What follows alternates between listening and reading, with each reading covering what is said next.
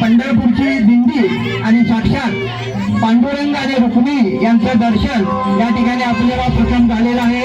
यापुढेही आज सर्वप्रथम या ठिकाणी विठ्ठल आणि रुक्मिणी या ठिकाणी आलेले आहे।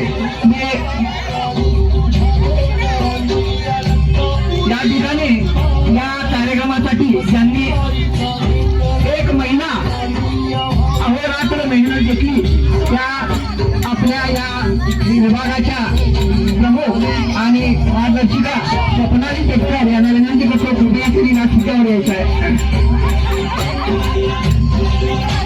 आणि